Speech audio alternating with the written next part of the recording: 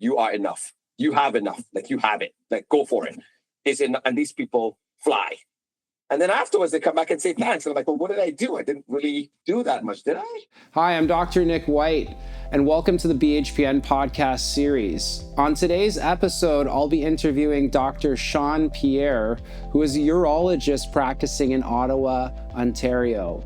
You're going to hear about Dr. Pierre's story, his origins in Trinidad and Tobago, the educational process that he went through to become not only one of Canada's top urologists, but a leading researcher in the field and an innovator in robotic surgery. Tune in to the episode here. Dr. Pierre, thank you for joining us today. How are you? I'm fine, thanks. Thanks very much for having me. Great.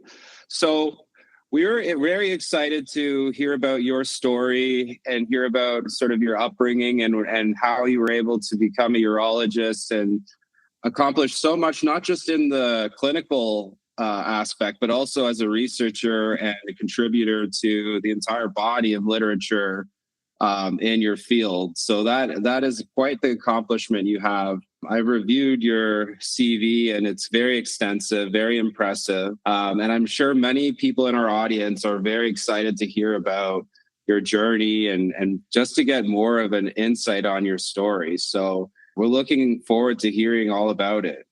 Fantastic. Happy to share with everybody. Great. So, in our pre-conversation, you mentioned to me that you were born here in Canada, in Hamilton, correct? But That's right. You actually grew up mostly in Trinidad and Tobago. That's right. 15 years from about age 2 to age 15. My dad was studying to be a neurologist. So, as my colleagues say, the other head. In Hamilton at McMaster University, and I was born while he was there. So, and then when he finished up, he was like, I got to get out of here. It's too cold. So we went back to Trinidad. And so most of my first, however many years, young preteen and teenager, spent there. And then when I finished up, I was kind of looking at where my life would be and kind of adventures and so on. And my parents were like, look, you were born in Canada. It seems to be a relatively reasonable place. Why don't you try and see if that might be an option? So I did. I went to McGill first in Montreal, which is ironic. But what an experience. Great place, very multicultural. Every place has its challenges with respect to culture and so on. But that was probably, if you're coming up from the Caribbean, one of the best places to come. Because if you thought you were weird, there was always somebody weirder than you. So I spent a few years there, did my bachelor's there. Then I did my med school at University of Western Ontario, which at some level was the polar opposite, which was very kind of an older white Anglo-Saxon town, bit less exciting. Good place to do medicine, great place to focus. They were actually very good to me there. They work hard. If you work hard, they don't care about anything else. They don't care about anything else. So if you work hard, they will love you. And so I did that. And then I went to Queens for urology, 5 years of Royal College Urology. That was very different. Much more, as my friends in Western would say, touchy-feely. Way more caring. They cared about you. They tried to make sure you're okay. There's a very funny story I may tell later about that, which my wife tells all the time. Okay. And then after that, I went to Duke University for a couple of years to do endourology, laparoscopy, robotics. That was an eye-opener because you think about, what it is to be Black growing up as a person in the Caribbean. So there's lots of people like you. Then you move to Canada where there's fewer people like you. Then you move to the States. And it is different. It is totally different ball game. Oh my God. And so, and you're trying to do that while trying to get into, doing what you're doing at a high level. And it was a very challenging 2 years, but a very educational 2 years. Yeah. And then when it was all said and done, I wanted to come back. Like, I like Canada. I like trying to contribute to it. I think it has the right idea. I think the goals are admirable. It's hard to get to those goals, but you know what? You need to start somewhere. And so I came back, moved to Ottawa, got married, have 2 beautiful children, and got to work. And here I am today. This is almost 18 years later.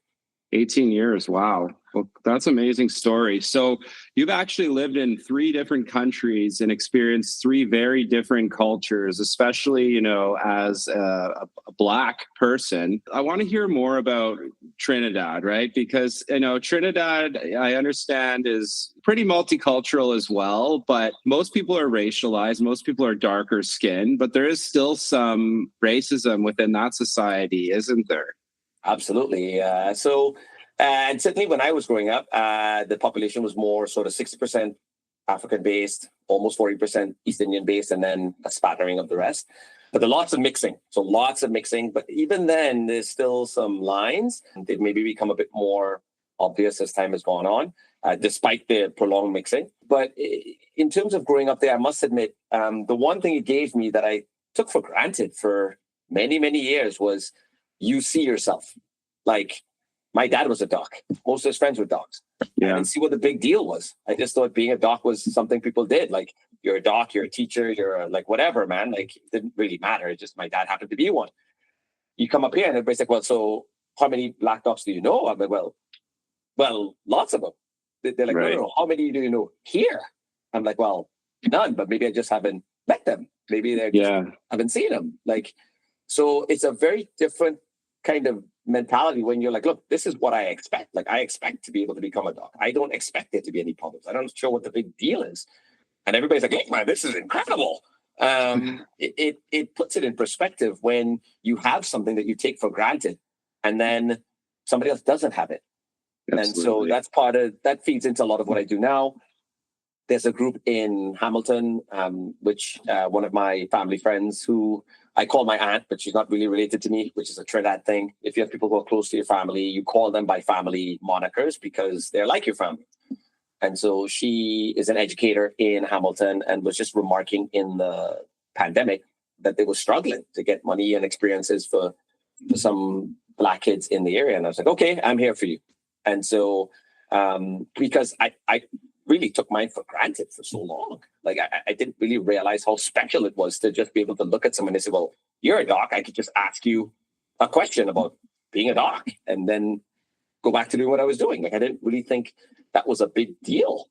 And now, my wife laughs because people will call and say, hey, Sean, your mom, cousin, uncle, friend said I could call and chat with you about being a doc. I'm like, sure, no problem. And we chat for a while, and then I hang up the phone, and my wife says, well, who is that? And I'm like, I'm not sure. Well, it is important though, isn't it? Just seeing someone who looks like you, who is able to do it, right? Growing up in Trinidad, your father was a physician, all of his friends, I mean, that was normal, right? You took it for granted.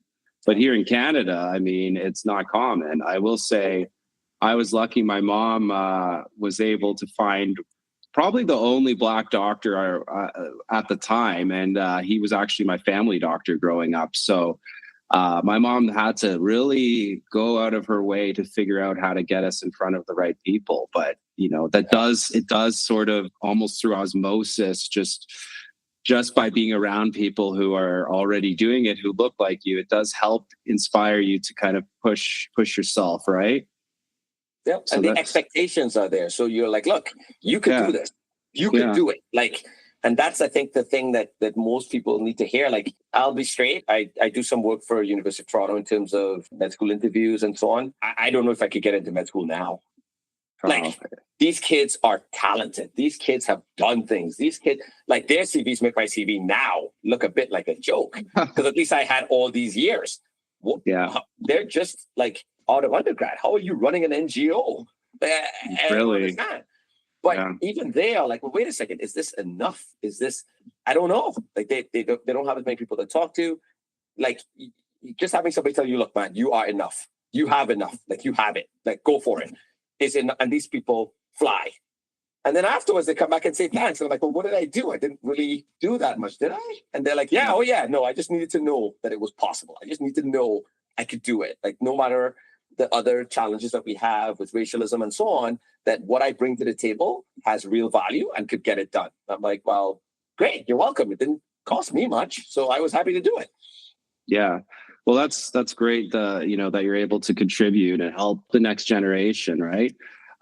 So it sounds like McGill was a little bit better in terms of, although it was still probably a big shock, still a little more acceptable, a more diverse group. But I'm curious to hear what it would have been like at Western Medical School as a Black person. I mean, I went to UWO. I was class of 2009 for my undergrad, and I remember it was me and maybe 2 or 3 other Black guys in the class, and that was 2009. So I want to hear what it was like. How did you get through that? Did you have any experiences of what you perceived as racism during your medical education there, and how did you keep yourself focused and moving forward? It's a good question. I loved my time at Western, but there was a price to pay for it. The joke was, when people often ask me, like, what percent of your class was Black? I said 1%. And they said, well, how can you be so precise? I'm like, well, there's 100 students and I was one of them. There you go. One of them 100. There wasn't very much there. I will say that Western had 2 things that helped me get through. And number one, I've kind of mentioned already, is if you did the work, they were reasonable. Now, the work is a lot of work. They weren't really thinking about your life and what you were doing outside of work, because there was only work. As far as they're concerned, like, it was work and the time you spent getting ready for work. But if you did the work, they were very reasonable. And yes, you can see the hesitation. It's a very heavily kind of white town. It's not a lot of diversity in that town. That is true. So you could see that when you show up, they're almost a bit surprised to see you there. But I will give them credit where credit is due. If you did the work, you could see it on their faces. They're like, wait a second, okay, this might be weird, but this guy's doing the work. Okay, we could deal with anything else almost. And so I found that very reassuring. So when people said, well, look, you go to this place, nobody looks like you, there's nobody to talk to like you, like what's keeping you going? I'm like, because this place at least values the one thing that I knew from my dad and from everybody else. So look, if you do the work, you will get there. It may not be as easy. You may still have some bumps in the road, but nobody will be able to use that against you. So the work was kind of the underpinning of what they did there. And number 2 is that if you were proactive, they gave you credit for it. So just like I say now, like, people call me, I never give them a hard time. I don't really listen to the details about how they got my number. I don't care. It takes something to be able to put yourself out there to say, look, I need help. I need advice. I'm struggling. You don't need somebody asking you, well, wait a second, how'd you get my number? Like, that's not what you need. What you need is somebody say, look, I hear you. How can I help? Sometimes the help is just listening, because you're not really sure what to do anyway. Right. But I will say that a lot of people who get into medicine, who have the mental wherewithal and the strength to be able to get even to the point of applying to med school, they have the capacity to fix their own problems. They don't need you to fix their problems. That's not what they're calling for. What they're calling for, in my opinion, is that confidence, that support, that sense of, look, I know you can get it done. I expect you to go out there and get it done. And you know you can get it done. So go do it. Then they call you back and say, look, I fixed this problem. I did this. And you're like, holy, I didn't think about that. That's a good solution. Yeah. So that little That's push. Just a little bit of something just to get you going. And so if you did that in Western, they helped you. Yes, there were times where I felt maybe I didn't get as much help as some of the other people, but I got something. And that says something. You have to start somewhere. And you can't expect people who've been doing things a particular way their whole life to suddenly become something different than what they were. But you can expect them to take a step on that route and to try and at least do the best they can. I would like to think that by the time I was finished there, they were better. Certainly, there was more understanding. There were more of us. Maybe the numbers went up to 2%, twice as many. Couple of docs showed up in terms of practicing. Like, it started to change. And I mean, I left right, I think, when that change was really happening. Maybe I was in the first bit of it, but it was nice to see. And some of my colleagues who are still there talk about it. So Western was an experience. It took something, but it gave something too. I have to give credit where credit's due. Yeah, that's great. I mean, for sure, I agree. If you just put the work in and if you focus on your excellence, then no one really has anything they can say, right? You're exceeding expectations. You're setting your own expectations, but certainly there's pressure too, right? Because you don't want to falter. You don't want to live into whatever negative stereotype might be out there. And certainly I've had the experience of walking in the room and the patient's like, when am I going to see, are you the doctor? You're like, yes, I am the doctor. Like, there's no one else coming. You know what I mean? Yep. So it's kind of like, I still get, you still deal with that. But in general, I find Canadians are very accepting. They might have an initial reaction, but certainly that's all gone once they realize you're doing a really, really good job at what you do. So that's great to hear. Now, you did mention it was a little different when you went to Duke. I do have an experience as well. I actually went to medical school at Howard University in Washington, D.C., which is a historically Black college and university. So I was around really amazing, impressive Black people, Black physicians, leaders, all sorts of people. But we had to rotate through other hospitals, which were predominantly white. And I did find there was a difference in terms of how I was treated, the systemic racism that exists there, and just the segregation of Blacks and whites. It's very delineated. It's everyone understands it. There's not a lot of confusion there. So what was it like at Duke? How did that go? Well, let's just say my mother was not thrilled that I was going. She's a history teacher. She was not happy. And her line was, and I always remember this, she said, just because it's North Carolina doesn't mean it's not in the South. And I'm like, what? Okay, it's in the South. It's in the South. And in the South, the issues surrounding Black people and Black excellence are magnified because at least there are more opportunities in the North. But in the South, you're looking at Emory, Duke, maybe, depending on how you look at it, and a few other places. I must admit, and the South has its own lines. I often call it, the difference between the South and the Deep South. And the Deep South, you're talking about like New Orleans, like Tulane and these places.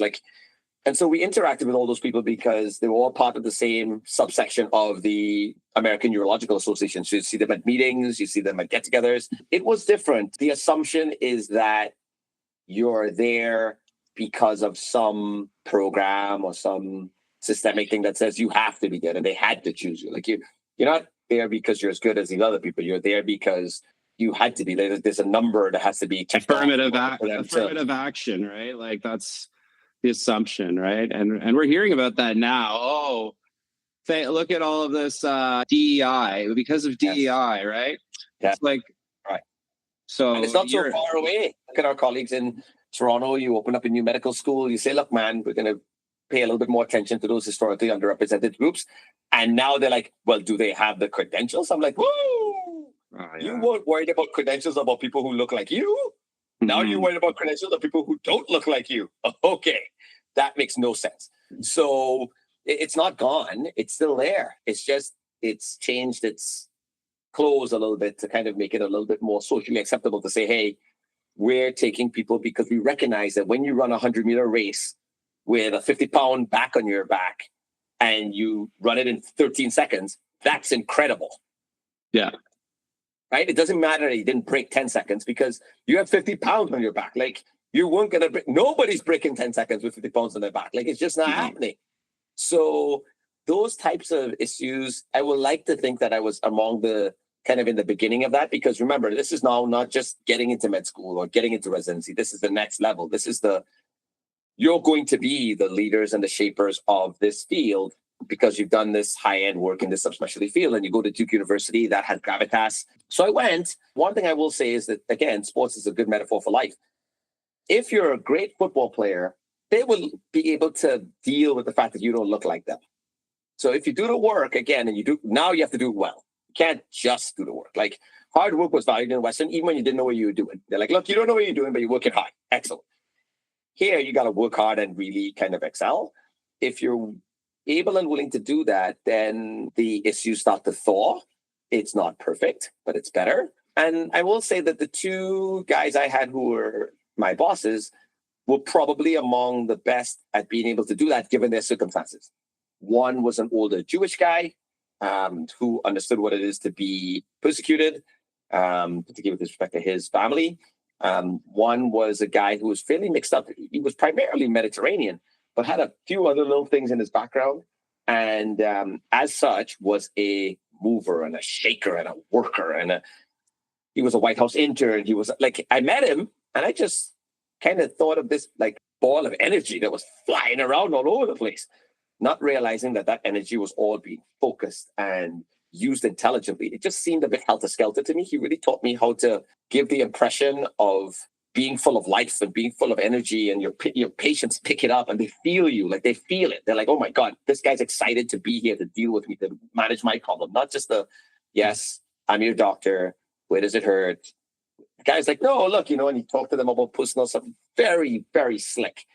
And the guys there were very supportive as best they could be. Again, you see the hesitation, but as you prove yourself over time, things thaw. And those guys have been very good to me over the years. Even after leaving, they always ask about me. They ask about my family. I used to see them more at meetings because I would go to the States more. That's kind of cut back more recently. But Duke was about understanding that in circumstances where there's a huge systemic push to keep you down, that A, some people will help you as best they can, and B, you still have to put the work in. You can't just say, look, the system's against me, that's it. That's not enough. That's not enough. Do the work, then complain that the system's against you. Okay. And you find, wait a second, I'm getting further than I thought I would have, despite the system that is inherently built to not help me. That's incredible. So that's what I remind people who are like, look, man, it's harder for me to get help. It's harder for me to get a mentor. It's harder. I totally get that. But don't give up. Do the work, then complain. And I think that's something, then I would like to think, as they like to say, when the student is ready, the teacher will appear. Like, then you show up, then you realize, oh, there's this person that you just happened to meet at this meeting that you were going to because you did this work on this paper that you didn't think was going to give you anything.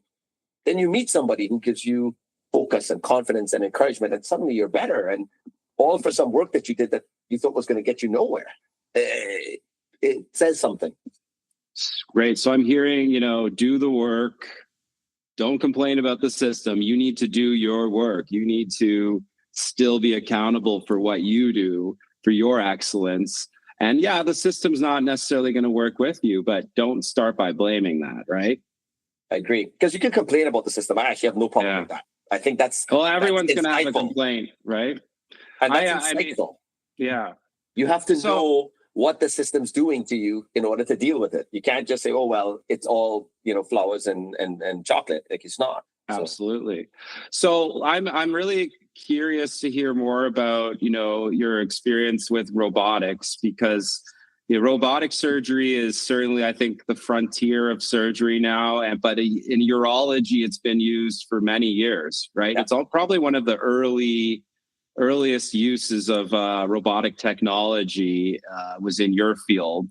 Right. Can you tell us, for laymen's, for people who maybe don't know much about robotics surgery, what is that? Are you actually controlling the thing? Why is it helpful? What types of procedures does it allow you to do? And what was your experience like using robotics?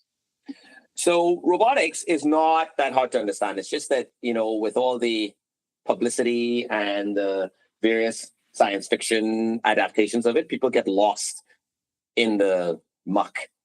It actually is fairly simple. Imagine you asking yourself, what are the limitations of surgery? And if you're a surgeon, you're more sensitive to some of them than others, but simple. Strength, endurance, ability to get at different angles and difficult angles. You see surgeons kind of bending over and twisting and moving their arms around and dancing around the table. There's actually a great book that I bought about how to best position yourself on a surgical table that talks about moving your feet and changing your body and trying to basically be able to maneuver yourself into a pretzel without not being able to move the next day. That type of stuff is what robotics fixes. And so a lot of the surgery is done laparoscopically through kind of smaller ports, because you don't need a big hole when you have a robot. You can put smaller instruments in that can turn and twist and pull way better than a human can. And it's a little bit like using a video game to achieve a particular goal. So everybody says, well, you must be great at gaming. I'm like, actually, I'm not great at it at all. But there's one subtype of game I'm actually very good at. And that's something that replicates what you're actually doing. So if you move left, it moves left. If you pick something up, it picks it up. If you drop it, it drops it. If you're trying to make a character do backflips and so on, that's not for me. I just never got my head around that. But when you make a move, the fidelity of a machine to replicate your move in another environment, that's basically what robotics is. And so you sit at a console and you move, but you're moving to achieve a particular goal, the same goal you want to achieve surgically. So if you want to cut here, you move to cut here. And the fidelity is excellent. It's actually based primarily on your finger movement, because your fingers are your most kind of versatile tools that you have. So it makes your finger movements change into movements in the system and magnifies their strength. There's some other things that go with it, like 3D visualization and depth perception and some other cool things. But in layman's terms, it's really about changing your movements in a more comfortable environment into more complicated movements in a very difficult environment. And that's why urology was there first, because we work in the pelvis, so deep in the pelvis. It's a hard area to get into. You got to kind of lean over and get underneath the pubis, and you're working deep. It's far away. If there's bleeding, it's hard to see. It's hard to control. There's other structures nearby that are important, so you can't just throw big stitches to kind of hope that you get things under control. It's tough. And so if you could magnify that view and have more precise movements in that field, that would be awesome. Perfect. That's where your robot comes in. Is it needed for everything? No. Just like you don't need, special instruments to do certain things. There's some things that are still pretty easy to do just with standard surgical techniques. But certainly for a lot of the more complex surgical stuff, robotics helps a lot. Right. So it helps with, in situations where it's physically challenging, like if you're holding your arm like this for 5 hours, you're going to get worn out. It may affect your precision. So I hear that it's more precise. It's better ergonomically. It's maybe easier to replicate these types of movements. And of course, urology was kind of a pioneer in that space. But to be clear, as a surgeon, you are in control. There is no autonomous movements from the robot, correct? Correct. Okay. So it's not like the robot's doing the operation. In fact, the robot doesn't do anything unless the human does something. So if I stop, nothing will happen. Everything will just stay where It'll stop. Yeah. And are you using is it the Da Vinci robot that you use? That's the most common one. Yeah. There are others that are coming into the field, which is good. The Da Vinci is expensive. It's hard to get your hands on. It's hard to finance. There's a whole bunch of issues with it. Thankfully, there's more competition in the space. I think more concepts of robotic surgery will become more available to people as time goes on. I still think the true robotics experience, where you're using all of the capability of the robot, I still think that's more of a niche field. You don't need it for a lot of things. So I still think the academic centers and the bigger sites will have like the big robotics platforms. But I think some of the smaller platforms are more kind of useful in the community where you're doing kind of more everyday things. Right. Like we talked about kind of pre-recording, being able to translate what happens from the ivory tower into the trenches is a big part of, I think, medicine. And I think that's where we sometimes miss. So we see lots of studies. This is possible. It's possible, but it's not always practical. And so that translation is important. If you can't do that, if you can't find some way to make that happen, then either A, you end up with a very siloed system where you can only access healthcare in certain spaces. Does that sound familiar to anybody? Or B, you have a potential solution that nobody can use. It's almost worse. That you know that something's possible, but you can't do it. Oh my God. So that's a lot of what I try to do, try to make things kind of more accessible to people. And I understand that's part of your research as well. I mean, and it's interesting because, you train in a very academic hospital. We're talking like tertiary centers, top national hospitals where you have access to everything you could ever imagine. And then the reality is that many patients, that's not what they're getting. Like they're in the community, they're getting, the bare bones, in some of these rural communities. It's not like they don't even have a urologist, right? Correct. So talk about why that's important in medicine, that it's not just about, hey, what can we do, but what actually are we going to do in real world? Like and affordability is certainly a factor. Replicability, and all. Can you talk about that and how, in urology that's important as well? Because also, I'm a primary care physician, I'm a family doctor. To send a patient to see a urologist, it's going to take a while. So I'd like to be able to do some stuff in the interim, Can you talk about why that's important in our healthcare system and how that has an impact? Well, as I tell my kids all the time, I am not a saint. That is not, I never pretend to be. I'm a human being. It's a bit selfish. I'm from an underrepresented group. Who's looking out for me? Who's trying to get me the care that everybody else is getting? And that's the point. Like, I'm not, sometimes I go to talks and people are saying, well, we need more. I'm like, we just need what everybody else needs. Like, that's all I want. Well, if I can't get stuff into community, if I can't get stuff into the everyday person's hands, then there's no chance. There's less of a chance now. So kind of selfishly, it kind of serves my purposes and the purposes of people who look kind of like me. So it was just a natural extension of what I do. Like, you go to a place, you have an opportunity to do cool stuff, and then you come back and you proceed to keep that cool stuff from everybody else. It didn't add up. I will give the boys or the guys at Queen's a lot of credit. I remember when I was there and I was finishing up, they talked about a job there, and I said, I can't work here. And they're like, why? I'm like, because I can't do what I need to do to get this out to everybody. And they're like, great. Good luck. We're here for you. They didn't hesitate. They're like, look, man, we get it. We totally get it. And so I do a number of things to try to help with that. The research is the research. It kind of formalizes it and so on. That's nice. The real question is how do you get it into the people's hands and get people using it? So, for example, there's a service that started up from 2 docs here in Ottawa called eConsult. It has various iterations. It has various names in various areas. It's not always called eConsult. But there you get to ask questions of specialists, of other people in terms of how to manage patients, how to look at things, and so on. I do a lot of them, and I do them differently. So the people I know who get them say, look, man, they're very different. Now, I don't always know if that means they love them, but they're done in a way that kind of teaches people what you have to think about so that your question today feeds your answers tomorrow. So when you ask me, hey, Dr. Pierre, I have this person with this stone that they found in this ultrasound, what am I going to do? I say, okay, this is kind of how stone disease works. This is what we're thinking of. This is the deal. Okay, that helps you today, but it also helps you tomorrow. The next patient you see with a stone, it's not just, oh, they have a stone, I have to do this cookbook thing. They're like, no. This guy wrote a little bit about kind of how he thinks about it. In this case, I should do this other thing because that's what he talked about in terms of how he thinks about it. Awesome.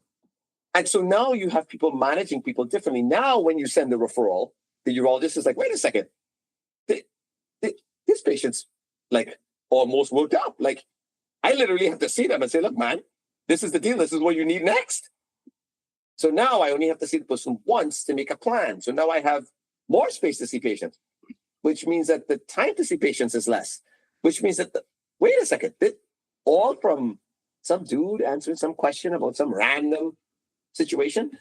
That's what I mean about getting it into people's hands. Like, it's these little things that really help. Like, you have to look beyond this patient and this situation. You have to look at the kind of whole system. And so whether it's research, whether it's eConsult, whether it's Ontario MD, whether it's EMR work, all of these things help kind of optimize our system, which has its limitations, money, time, energy, but optimize what you have so that when you make a move in the system, it's an efficient move. Like surgery, when you make a move, it has to count for something. If you're just moving for moving's sake, to say, oh, I did this move, I've now ticked off a box that I was supposed to do this move, it's going to be very inefficient. It's going to take, you're not going to have the same kind of output and outcomes that you hope for. But a lot of my work is not like rocket science. I'm not dreaming up of a theory of relativity for urology. That's not what I want. What I want is for the theory of relativity to be used such that now we can use GPS. All from some guy practical saying that, applications, right? And that's the point. So, Great. My colleagues, I have tons of colleagues in academia. They continue to put out phenomenal stuff. We talk about it. But my move is always, how is this getting to the everyday person in the everyday community in our country? If it's possible, then I want to help it. If it's not possible, I want to figure out why. And if there's another option, then I want to have that. So that's great. That's really great. And e-consults are extremely useful. I've used them before, especially when I'm in a hospital setting as a hospitalist in a rural community.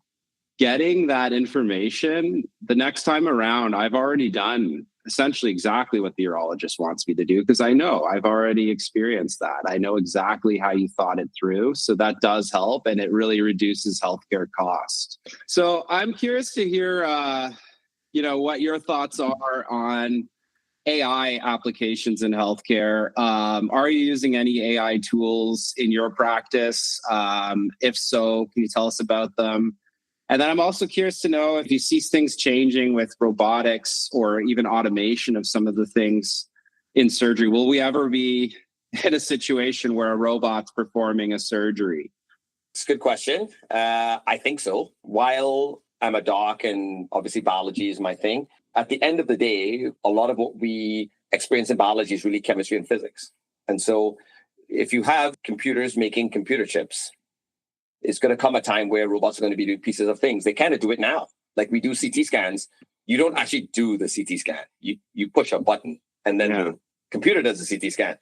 So because it's outside of us, we're like, oh, that's okay.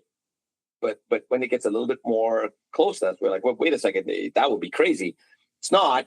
I think it will start with simple things. I think it will start with we kind of do it now. Like when you use a stapler, is that not just a kind of a dumbed down machine? I think it will get there. It will take some time though.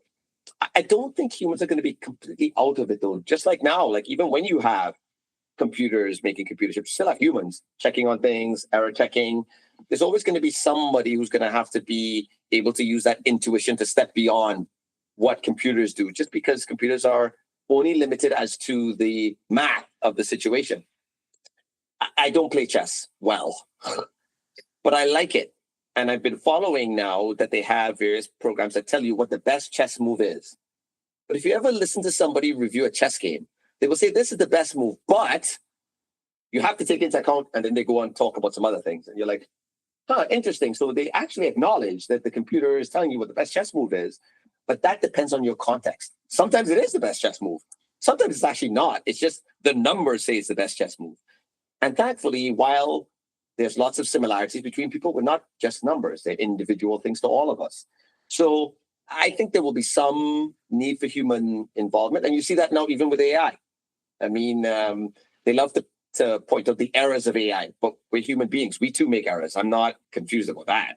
But I think use of AI has to be done with some thoughtfulness as to how it works and to how best to use it. In fact, I would argue that AI is a bit trickier. I'll give you a simple example.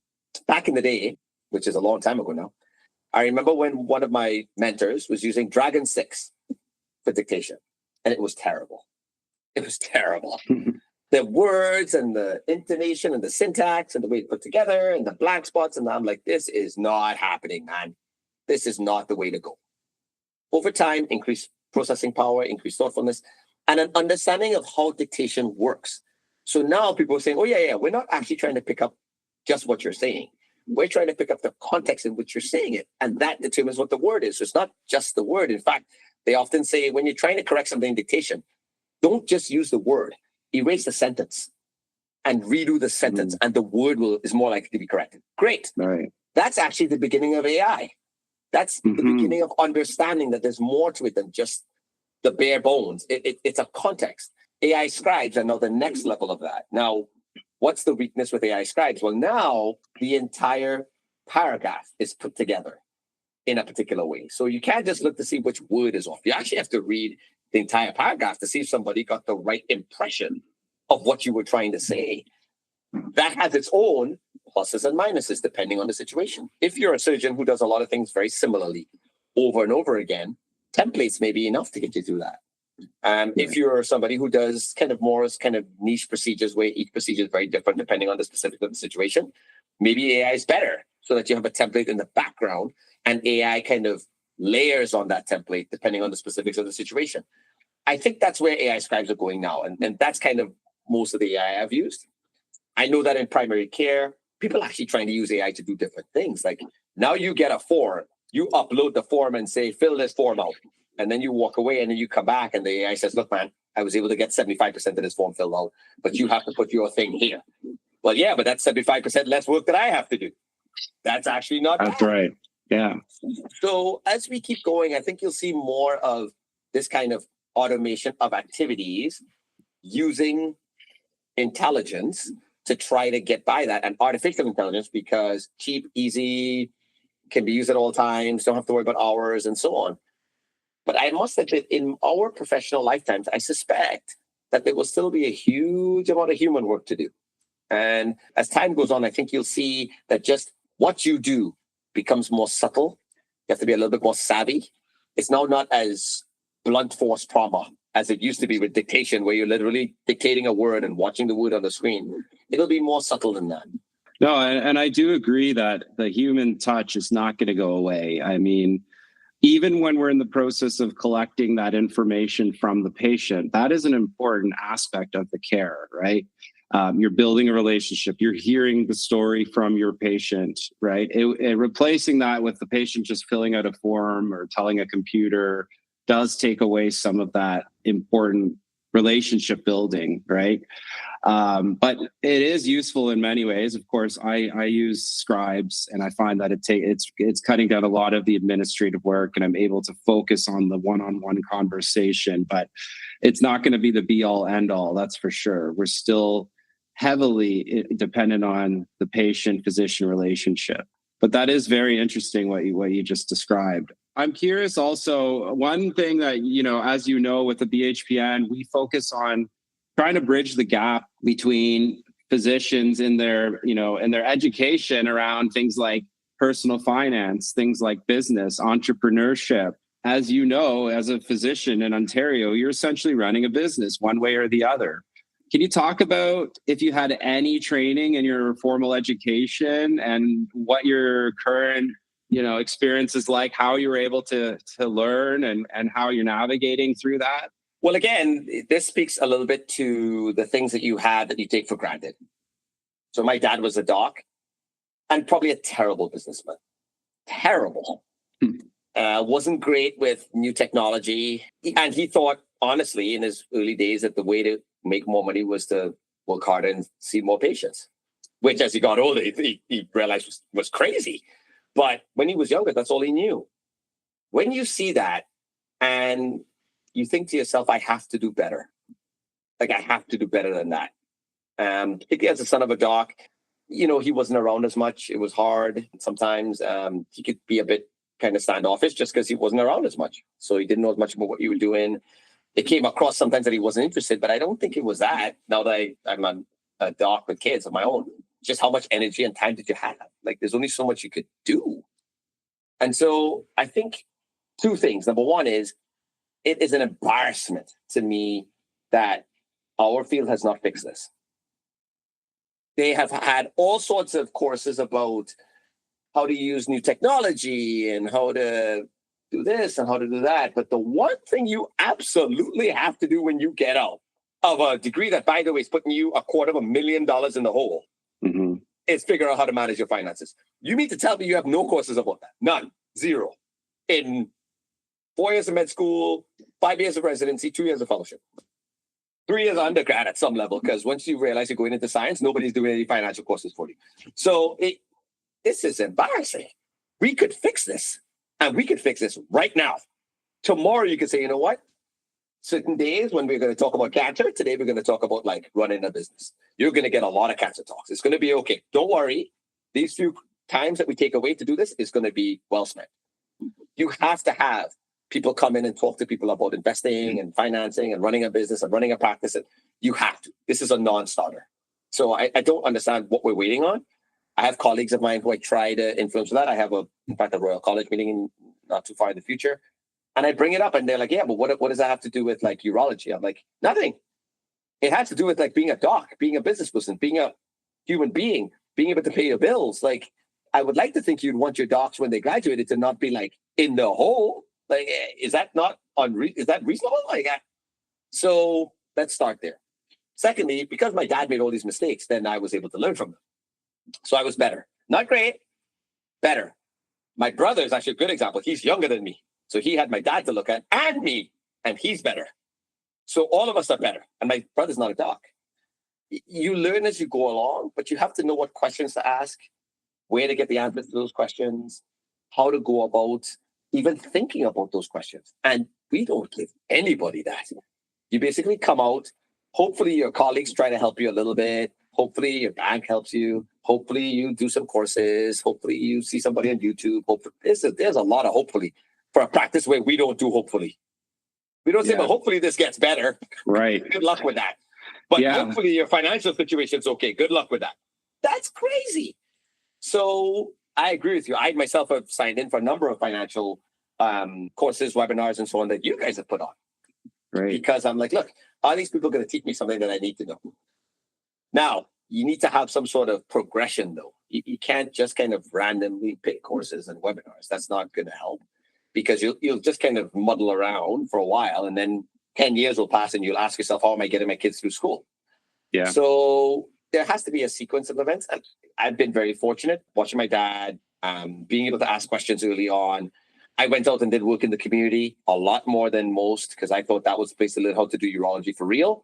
That was actually the place to learn how to run a business, because those guys were running a business. You know, getting out on my own, having people I could call and ask questions, like my dad's friends and so on. Yes, they were doing a bad job, but even people doing a bad job learn something and could give you what they've learned. And so do I really think I'm great at it? No.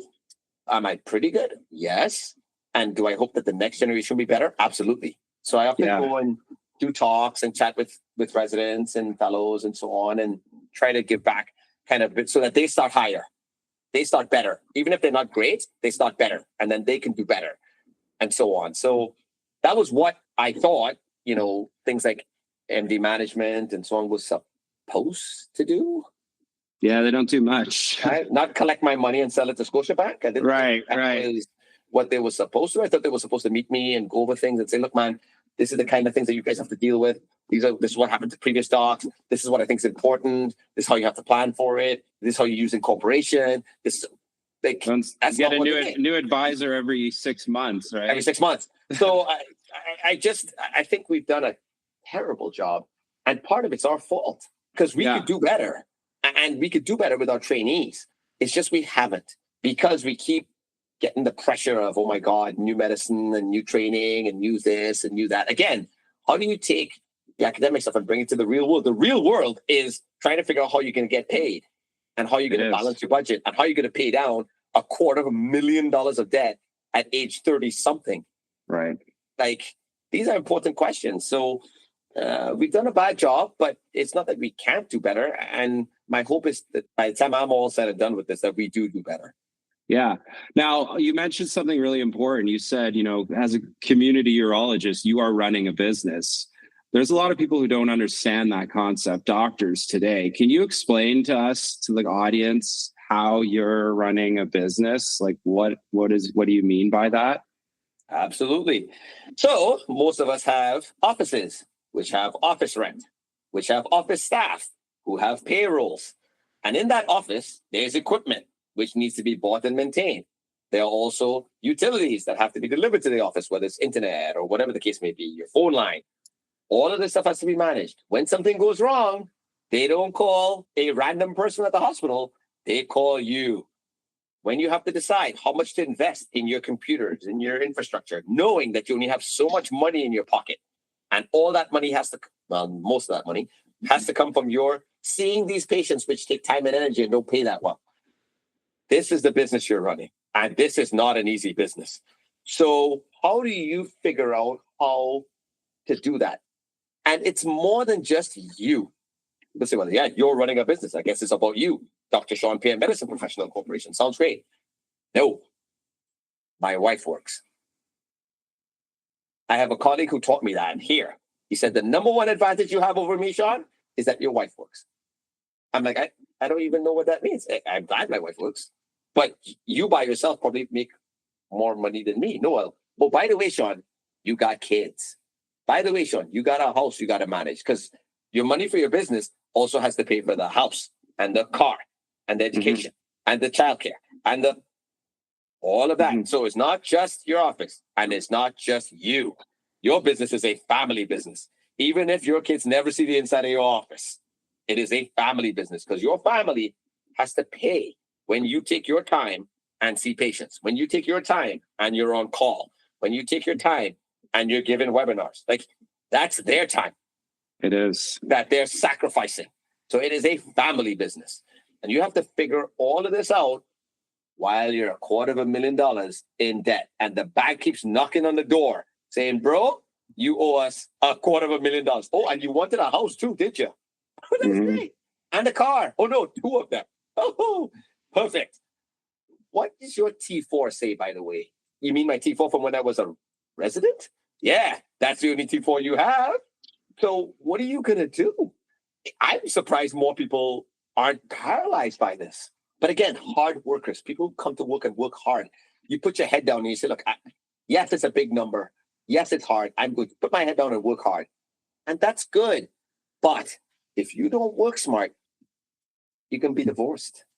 Absolutely. If you don't work smart, your kids will not know you. Yeah. If you don't work smart, you will burn out. All of these things, you have literally thousands of docs who've gone through this. Thousands who have shared their data and information and experience with who? Nobody. All that experience, all that resource. And we're doing what with it? Watching? This is crazy. So you have, this is a non-starter for us. Yeah. Right? Whether you're in academia or not, even in academia, when you're getting paid a salary, these things still matter. It's just you have a few things taken care of you. You don't have to worry about your office space and your secretary and you don't worry about it as much. You have to live with it because somebody else is making those decisions. You have to be able to deal with, if you can allow that. I can't. I'm an obsessive compulsive control freak. That's how it works. So I can't do that. But doing that is hard. It is not easy. And when you first come out, if you don't blow hundreds of thousands of dollars in your first couple of years, you're a genius.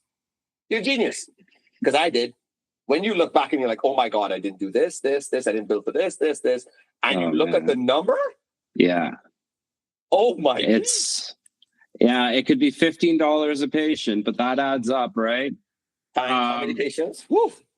Yeah. I know that you also not just seeing patients, but you do other things too. You do consulting work, you do teaching, you do evaluations, you're involved in multiple committees. So all these things are things you have to strategize about your time, right? And some of them are paid, I assume, and some of them, may not be, but you have to decide, what am I going to do here, right? And where am I going to put my hours? And so talk about that a little bit in terms of, how that's important, because maybe doctors don't realize they can also be a consultant. There's some good money to be made out there outside of just seeing patients, right?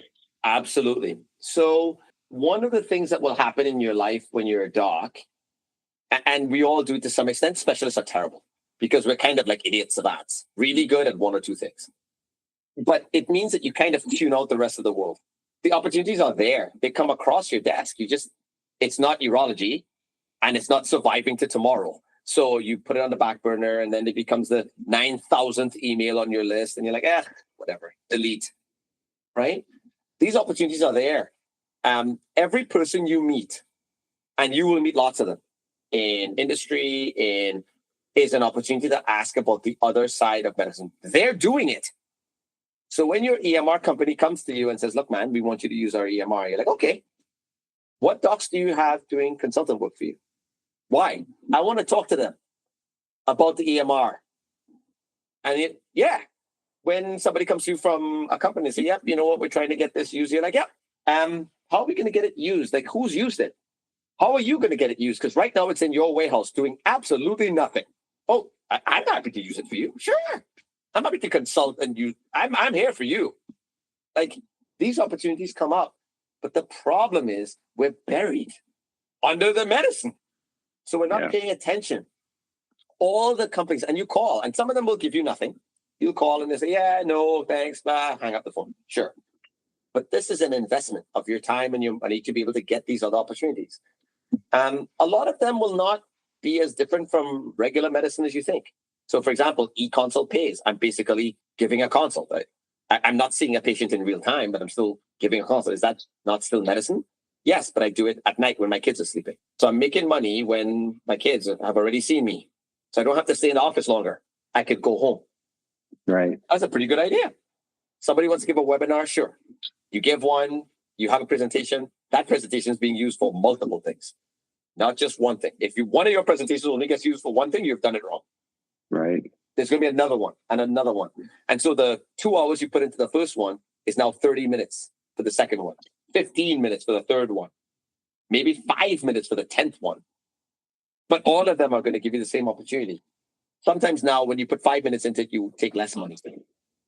And now, so you're running a business. You're saying, okay, supply, demand, time, energy, input. There are opportunities out there. They're not as many, and they don't kind of suddenly make you a millionaire. I'm certainly not that. But they certainly help kind of soften the blow of debt loads and income and OHIP and all these other characters that you have to deal with who may or may not decide to pay you for the work that you're doing. The hospital. So it's not easy. I'm not saying that it just kind of drops in your lap and people are like throwing it away. But certainly I think if you pay a little bit more attention to what's happening around you, step back a little bit from just the seeing of the patient and say, wait a second, I'm using an EMR. Okay, I'm working at a hospital with committees. Okay, e-consult comes across and other people are doing e-consults. Why am I not doing it? These opportunities pop up and some of them manifest into something that becomes something that can really be contributing to your income, time, energy. And some of them don't pay in money. Right. So I do stuff for the Royal College. That pays in keeping me sharp. Right. What's changing in the field and education and so on. Great. If they don't pay me, I have to eat that. You know, when you do stuff for, I do stuff for University of Toronto with respect to med school applications. They don't pay me, but it's trying to get a more diverse representation in medical school. I could do that for no pay. That's right. Something bigger than the money. That's, as they say in the old MasterCard, it's priceless. So I do it. It takes time and energy, sure. That's time and energy that's worth something. And the third thing is when your families, because they will, even when you're from a background like ours, where family tends to be very understanding about medicine stuff. If you don't see them for a year because of your working, they're like, the guy's a doc. I didn't expect to see him. But tell them what you're doing. My kids ask me what I'm doing. I said, this is what I'm doing. My son, who thank God is probably more financially savvy than I am, asked me, why are you doing it? Are you getting paid? And sometimes I say, no, not this one, because of this. Good. He might still say, that's crazy. But at least he understands that I thought it out, that there was a reason. And even if the reason's not his reason, he will have a reason in the future for doing something for somebody that doesn't pay him in money. Right. Well, that's very insightful. And I think the important message there is you have to think about it. Hey, am I getting paid? If I'm not, why? Right? Your time is money as a doctor, and you are running a business. So, Dr. Pierre, we're gonna wrap it up. But it was, such an interesting conversation. Just hearing about your story.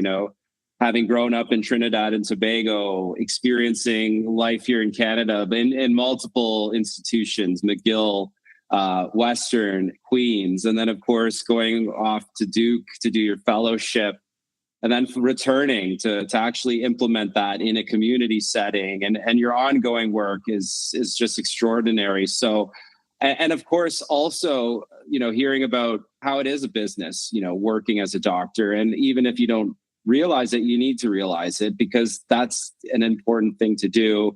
And of course, here at BHPN, that's what we're here for, is to try to help physicians understand business, understand entrepreneurship, understand finance so that they can do better and have more time with their families, right?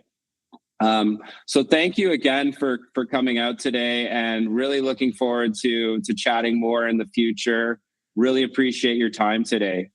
And thanks very much for having me, and hopefully we do see each other in the future. Again, this meeting here will hopefully bloom into something where maybe you're giving this talk to the new med school class at the Metropolitan University. This is how it has to be. And we will look back and we will think that this was just another chat between two colleagues. Yeah. And people down the road will say, holy geez, if without this, we wouldn't have this thing. Exactly.